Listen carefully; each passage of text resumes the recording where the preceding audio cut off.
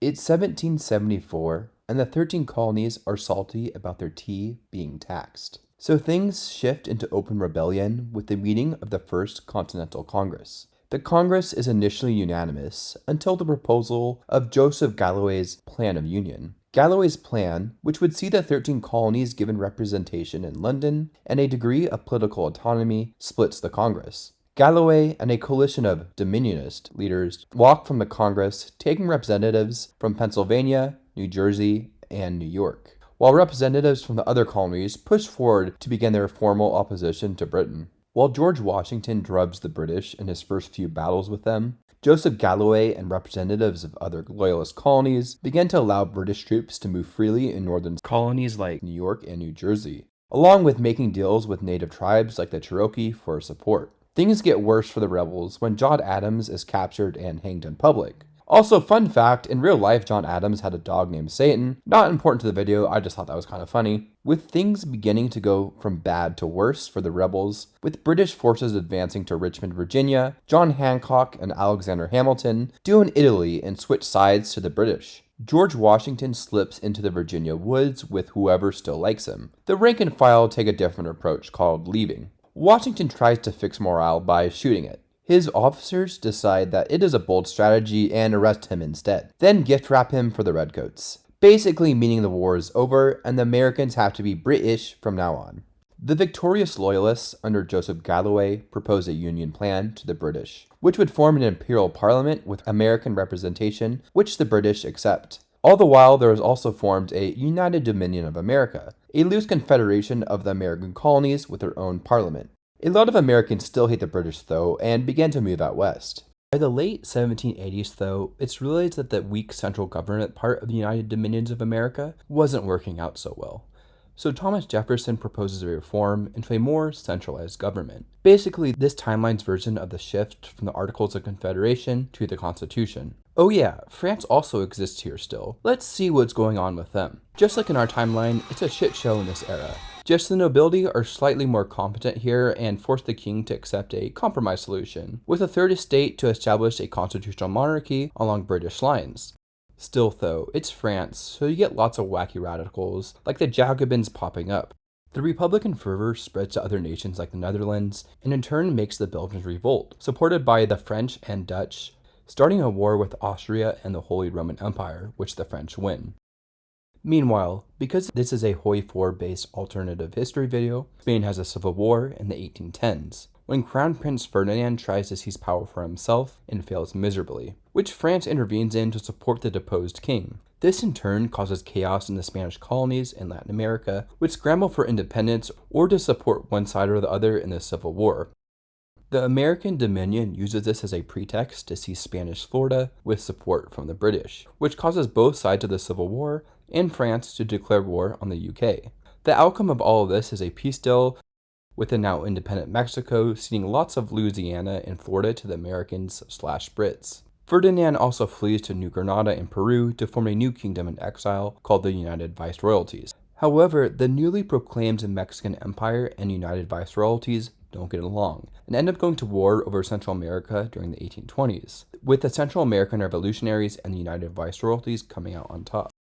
As this is going on slightly to the south, Brazil begins to implode after the country becomes a monarchy, which pisses off a lot of people, starting a civil war, slave revolt, and several regions just split off to become independent. In the coming decades, Brazil just falls apart to the point where it's just a rump state around the city of Rio. In 1833, the British abolished slavery in the British Islands and direct British colonies, and then later the American Commonwealth. The South overnight basically explodes, and most of the colonies secede to form a Southern Republic. However, they don't stand much of a chance against the combined Northern and British forces and retreat across the Mississippi. Deciding it was too much of a hassle to chase the Southerners that far, the Americans decided to sue for peace, letting them have their little slavery rump republic. By the 1860s, though, this new Dixie itself would explode, after a bunch of slave revolts basically forced them to recognize a breakaway former slave republic in its north. While this is happening, leaders of the Mormon Church, upset they aren't allowed to do polygamy, lead a massive exodus from the Commonwealth for the northern American frontier.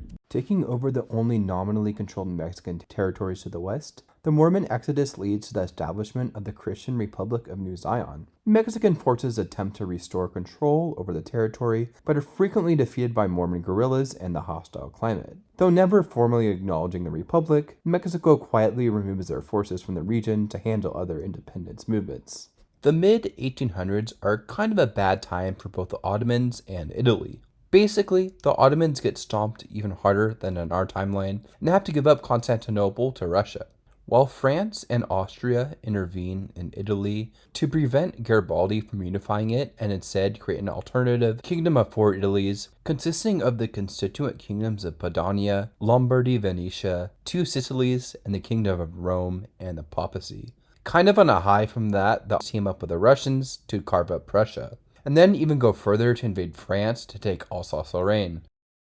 The victorious Austrians then form a reorganized German empire. With the Germans and the French fighting, Russia and the UK decide to carve up China between the King and the Taiping, who were a force of rebels led by a schizo dude who thought he was Jesus' brother. Yes, they actually were a real thing in real life, which I did a video about them a few months ago. All the while, the Europeans took a bunch of concession ports and other pillage. Colonialism does get checked in North America, however, when a coalition of tribes in Montana manages to fend off Anglo-American forces, which expels settlers in the region and forms a new Native American Confederacy.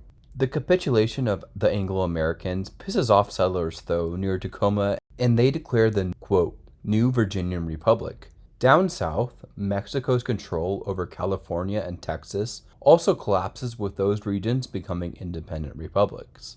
Oh yeah, forgot to mention, this is also a steampunk scenario. Tesla, yeah, Balkan people, go argue in the comments about what nationality he is, moves to Russia and invents lifted steel. Basically, a superalloy, along with a bunch of other stuff like wireless electricity, laser guns, and robots. Meanwhile, Queen Victoria gets shot while visiting America, so Thomas Edison turns her into a cyborg.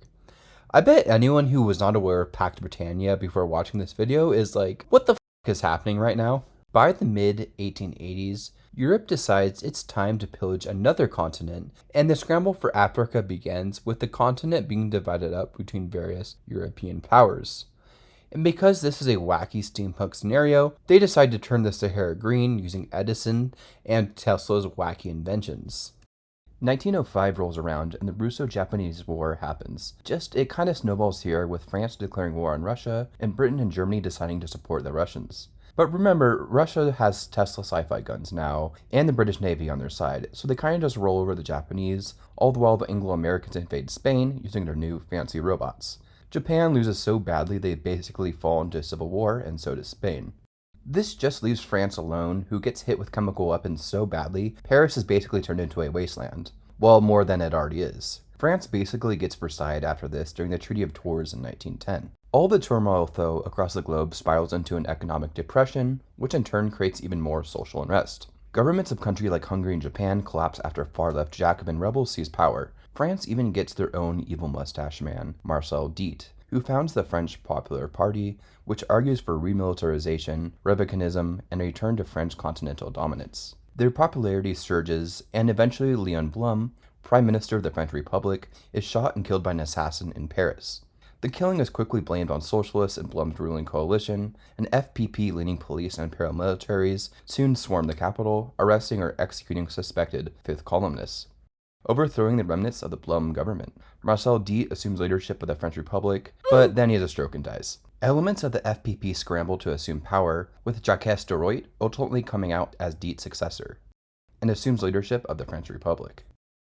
Even Russia, which was victorious in the Great War, has its share of issues. Nationalist uprisings, sparked by the economic downturn and failed Russification policies, began throughout the Russian Empire. Polish, Ukrainian, Baltic, Finnish, Central Asian, and Transcaucasian uprisings threatened to tear the empire apart. The so-called Great National Awakening sees Russian troops for the first time deploy Tesla devices against their own people to lethal effect. In the aftermath, thousands will suffer from long-term neurological damage from exposure, while others suffer from total paralysis and third-degree burns due to electrocution. Under diplomatic pressure from Germany, Russia accedes to some of the demands of the nationalist revolutionaries. While the Central Asian revolts were crushed, autonomous constituencies are established in Poland, Transcaucasia, and the Baltics. Finnish insurgents, refusing any sort of compromise on independence, resort to guerrilla warfare and terrorism. Under massive pressure by the aristocracy, reformists, and militarists, Alexander III abdicates as Tsar of Russia. The crown initially passes to his son Nicholas. However, in a shocking move, he refuses the crown in favor of Grand Duke Michael. Michael, a popular reformist prince and son of Alexander III, is subsequently crowned as Tsar Michael II. Notably, Michael becomes the first Russian Tsar to appear on the national radio kinogram, basically becoming this timeline's version of a Twitch streamer. By the mid-1920s, tensions between Hungary and Romania erupt into open war.